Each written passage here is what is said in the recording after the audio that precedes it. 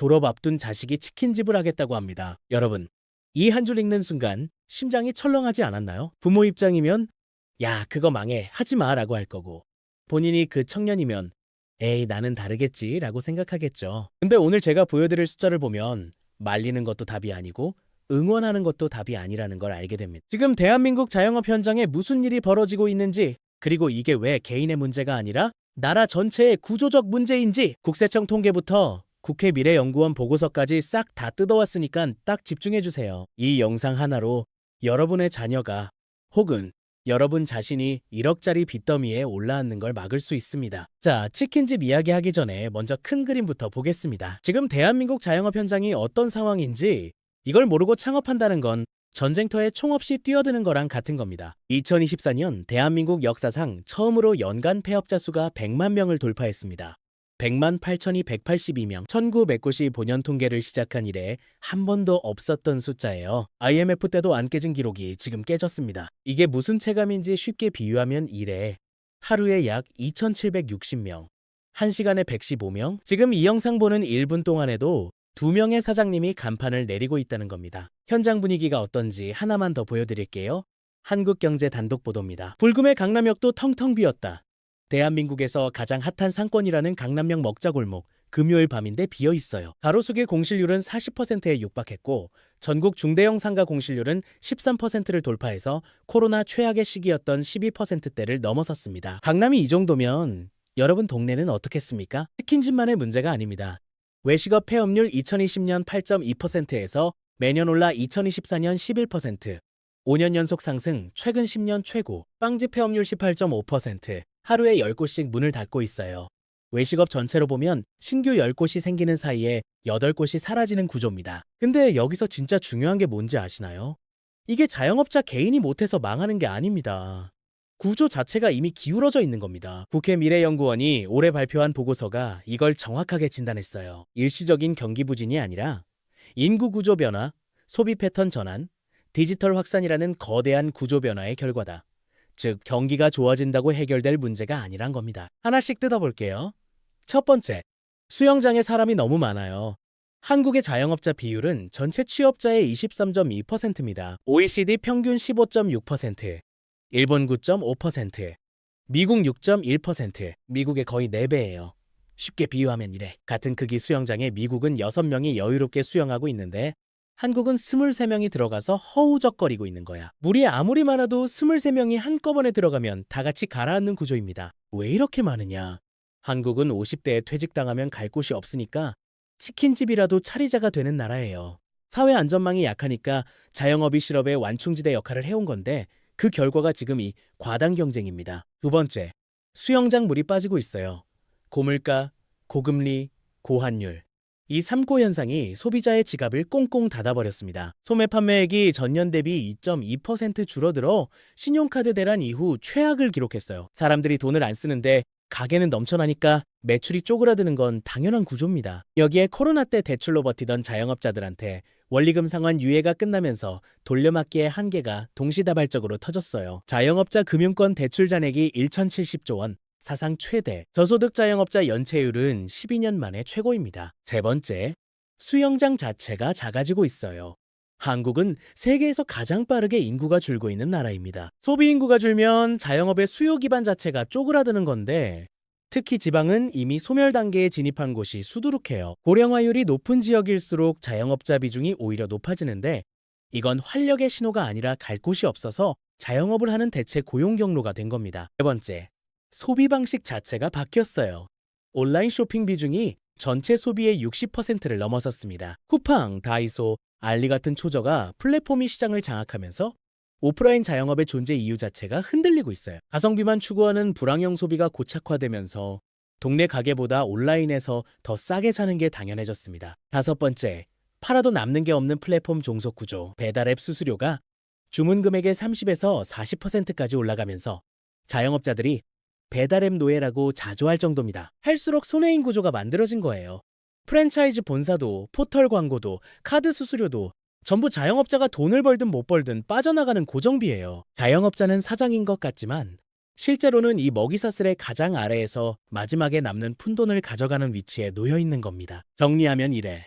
수영장에 사람은 미국의 4배로 많은데 물은 빠지고 수영장 자체도 작아지고 그 와중에 입장료와 수영장 관리비는 계속 올라가는 구조. 이 구조를 모르고 뛰어드는 사람이 망하는 겁니다. 이제 이게 이해됐으면 다음 이야기가 훨씬 쉬워져. 자, 이제 그 기울어진 전쟁터 한복판에 있는 치킨집을 들여다보겠습니다. 숫자는 거짓말을 하지 않습니다. 2024년 기준 프랜차이즈 치킨 전문점 3만 1,397개, 브랜드 수만 647개, 처음으로 3만 개를 돌파했습니다. 전 세계 맥도날드 매장 수보다 많아요. 매장은 미친 듯이 늘어나는데 돈은 벌고 있을까? 치킨 전문점 총 매출 8조 7,790억 원. 매장당 월 평균으로 나누면 약 2,300만 원입니다. 월 매출 2,300이면 나쁘지 않은데? 이렇게 생각하는 사람 지금부터가 진짜입니다. 아까 수영장 비유했잖아요. 이번엔 배수구를 볼게요.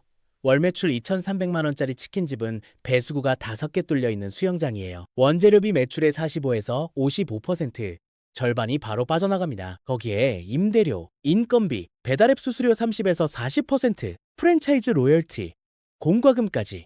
이 배수구 5개를 다 열면 사장님 손에 남는 순이익이 월 200만에서 300만 원대. 주 6일, 하루 13에서 14시간 일해서요.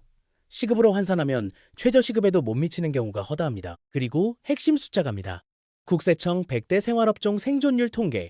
치킨 피자 같은 패스트푸드점 3년 생존율 46.8%. 서울만 따로 뽑으면 치킨집 3년 생존율 43%. 100명이 열면 3년 뒤에 57명이 간판을 내립니다. 자영업 폐업률 최하위권. 그게 치킨집입니다. 근데 여기서 초보 투자자들이 진짜 많이 착각하는 것처럼 초보 창업자들도 착각하는 게 하나 있습니다. 치킨집이 망하는 게 아닙니다. 준비 안 된 사장이 망하는 겁니다. 그리고 이게 20대 청년한테는 100배 더 치명적인 이유가 있어요. 창업 비용. 치킨 프랜차이즈 평균 약 9,400만 원에서 1억 3천만 원. 가맹비, 교육비, 인테리어, 주방 설비, 초기 재료비, 보증금 다 합치면 이 정도입니다. 22살 졸업생한테 1억 3천이 어디 있어요? 없죠. 그러니까 부모한테 빌리거나 대출을 끌어오거나 영끌을 합니다. 주식으로 비유하면 전 재산의 레버리지까지 끌어서 상장 첫날 한 종목에 올인하는 구조입니다. 주식에서 이러면 미쳤다고 하잖아요. 근데 창업에서는 왜 이걸 아무렇지도 않게 하냐 이겁니다. 숫자 하나 더 갑니다. 국세청 자료, 20대 자영업자, 폐업률 20.8%, 5명 중 1명이 폐업합니다. 30대 14.2%, 40대 9.9%, 50대 8%, 어떤 연령대보다 압도적으로 높아요. 그리고 2030대 폐업자의 94%가 5년 이내에 문을 닫습니다. 그중 26%는 1년도 못 버텨요. 매일경제 보도에 따르면 20대 개인사업자 대출 연체율이 전 연령대에서 가장 높습니다. 한 번 실패하면 22살부터 신용불량자가 돼요. 40대가 5천만 원 날리는 거랑 22살이 1억 날리는 건 완전히 다른 차원의 재앙입니다. 40대는 직장 경력이라도 있지. 22살은 경력도 없고 신용도 날아갔고 다시 일어설 발판 자체가 없어요. 그리고 여기서 하나만 더 때릴게요. 망해서 가게 접으면 끝이냐? 아닙니다. 폐업 비용이 또 듭니다. 인테리어 철거비, 원상복구비, 폐기물 처리비, 수백만 원이 추가로 나가요. 돈 벌려고 시작한 건데 망한 뒤에도 돈이 빠져나가는 구조. 이게 자영업의 현실입니다. 그럼 도대체 우리는 어떻게 해야 할까요? 치킨집 하지 마, 망해 이렇게 말리는 게 정답일까요? 저는 아니라고 봅니다. 솔직히 말려봤자 안 들어요. 우리도 그랬잖아요. 주식시장에서 지금 들어가면 물린다. 소리 들어도 나는 다르겠지 하면서 들어갔던 적 있잖아요. 그리고 더 솔직히 말하면 지금 취업시장도 전쟁터입니다. 20대 취업자 수가 36개월 연속 감소하고 있어요. 취업도 안 되니까 창업으로 내몰리는 건데 하지마만 외치면 이 아이한테 남는 게 뭡니까? 답은 하나입니다. 무작정 막는 게 아니라 구조를 이해시키는 겁니다. 아까 파트 2에서 보여드린 그 기울어진 구조. 그걸 아는 상태에서 들어가는 것과 모르고 들어가는 건 하늘과 땅 차이예요. 그래서 도대체 뭘 준비해야 해? 여러분의 자녀가 혹은 여러분 자신이 정말로 치킨집을 하겠다면 반드시 체크해야 하는 5가지 구조를 알려드리겠습니다. 이건 치킨집뿐 아니라 모든 자영업에 적용되는 돈의 구조예요. 첫 번째, 손익분기점을 먼저 계산해라. 이걸 모르고 시작하는 사람이 90%입니다. 쉽게 비유하면 손익분기점은 주식의 본전 가격이에요. 내가 얼마에 매수했는지도 모르면서 수익률 계산이 됩니까? 월 고정비를 먼저 깝니다. 임대료, 인건비, 로열티, 공과금, 대출이자 다 합쳐서 700만 원이라고 치면 치킨 한 마리 순이익 약 3천에서 4천원 기준으로 하루 최소 70에서 80마리는 팔아야 겨우 본전이에요. 이 밑으로 내려가면 매일 적자가 쌓이는 구조. 이 숫자를 먼저 알고 시작해야 합니다. 두 번째, 상권 분석은 주식의 차트 분석이다. 유동인구가 거래량이에요. 거래량 없는 종목에 돈 넣으면 어떻게 됩니까? 팔고 싶어도 못 팔잖아요. 유동인구 없는 상권에 치킨집 열면 치킨을 만들어도 살 사람이 없는 겁니다. 그 유동인구가 치킨의 주 소비층인 20에서 40대인지, 주변에 경쟁 치킨집이 몇 개인지 분위기 좋아 보이니까 아니라 데이터로 봐야 합니다. 소상공인진흥공단 상권 분석 시스템에 들어가면 전부 나와요. 세 번째, 프랜차이즈 본사의 구조를 꿰뚫어라. 이게 진짜 중요합니다. 프랜차이즈 본사는 쉽게 비유하면 증권사예요. 가맹점주는 개미 투자자고요. 증권사는 여러분이 돈을 벌든 못 벌든 수수료를 떼가잖아요. 프랜차이즈 본사도 똑같습니다. 가맹비, 교육비, 인테리어 마진, 원재료 독점, 공급 마진, 월, 로열티. 여러분 매장이 적자여도 본사는 돈을 법니다. 공정거래위원회 가맹사업 정보 시스템에 들어가면 각 브랜드의 가맹점 수 변화, 연평균 매출, 폐점 수가 전부 공개되어 있어요. 최근 3년간 폐점 수가 늘어나는 브랜드? 절대 들어가면 안 됩니다. 그건 거래량 줄고 이탈자 늘어나는 하락 추세 종목이에요. 네 번째, 최소 6개월 운영자금을 별도로 확보해라. 창업비용 1억 3천. 이게 끝이 아닙니다. 초기 3에서 6개월은 매출이 안정화되기 전이에요. 이 기간에 월 고정비가 칼같이 빠져나갑니다. 운영자금 없이 시작하면 오픈 3개월 만에 대출이자도 못 내는 상황이 오는데 이건 주식에서 마진콜 당하는 거랑 같은 구조예요. 버틸 현금이 없으면 최악의 타이밍에 강제 청산당합니다. 고정비가 700만 원이면 그 6배, 4,200만 원의 운영자금을 별도로 확보해야 합니다. 총 필요자금은 창업비 1억 3천 플러스 운영자금 4,255강 약 1억 7천만 원. 이 숫자를 보고도 그래 하겠다면 그때부터 진지한 대화를 시작할 수 있는 겁니다. 다섯 번째, 반드시 남의 가게에서 먼저 일해라.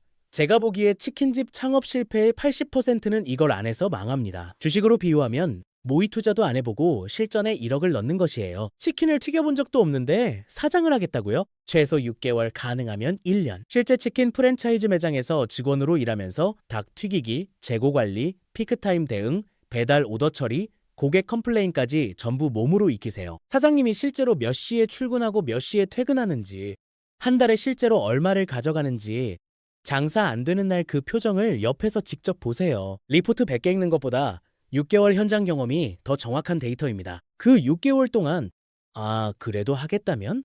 그 사람은 이미 57%의 폐업자와는 다른 출발선에 서 있는 겁니다. 반대로 이건 아니다라는 결론이 나면 추가합니다. 1억 7천만 원을 아낀 겁니다. 정리하겠습니다. 2024년 자영업 폐업자 100만 명 돌파, 역대 최초, 자영업자 대출 1,070조 원, 사상 최대, 전국 상가 공실률 13%, 코로나 때보다 심각, 외식업 폐업률 11%, 10년 최고, 불금의 강남역도 텅 비는 나라, 한국 자영업자 비율 23%, 미국의 4배, 프랜차이즈 치킨집 3만 1천 개, 3년 생존율 43%, 20대 자영업자 폐업률 20.8%, 5명 중 1명, 숫자만 보면 지옥이에요. 그리고 이건 개인이 못해서가 아니라 수영장에 사람이 너무 많고 물은 빠지고 수영장은 줄어들고 입장료는 올라가는 구조가 만든 결과입니다. 근데 저는 오늘 치킨집을 하지 말라고 이야기한 게 아닙니다. 사실 자영업이든 주식이든 본질은 같아요. 남들이 그거 대박이래 소문만 듣고 대충 뛰어들 때 우리는 구조를 읽고 숫자를 보고 준비된 상태로 들어가는 거예요. 돈을 버는 사람과 설거지 당하는 사람의 차이는 딱 그겁니다. 구조를 알고 들어갔느냐, 모르고 들어갔느냐. 여러분의 자녀가 혹은 여러분 자신이 진짜 치킨집을 하겠다면 말리지 마세요. 대신 오늘 이 영상을 보여주세요. 손익분기점, 상권 분석, 본사 구조, 운영 자금, 현장 경험 이 5가지를 전부 깔고도 그래도 하겠다는 사람이라면 그 사람은 이미 기울어진 전쟁터에서 살아남을 준비가 된 겁니다. 주식시장에서 우리가 싸우는 건 그래프나 숫자가 아니잖아요. 바로 우리 마음속에 있는 조급함과 공포야. 창업도 똑같습니다. 조급하게 뛰어들면 지는 거예요. 준비하고 공부하고 구조를 읽은 다음에 들어가세요. 구조를 아는 사람은 어디서든 살아남습니다. 오늘 이야기 진짜 도움됐다 싶으면 구독, 좋아요 꼭 눌러주시고요. 자녀 창업 고민이거나 분석해봤으면 하는 업종 있으면 댓글로 알려주세요. 제가 또 밤새서라도 도움되는 리포트 뒤지고 팩트체크해서 다음 영상으로 가져올게요. 도움되는 진짜 정보 하나도 빠짐없이 매일 전부 다 알려드릴게요. 경제도생 구독과 알림 설정 꼭 해두고 위기의 시대 끝까지 함께하겠습니다. 우리 진짜 다 같이 돈 빱시다.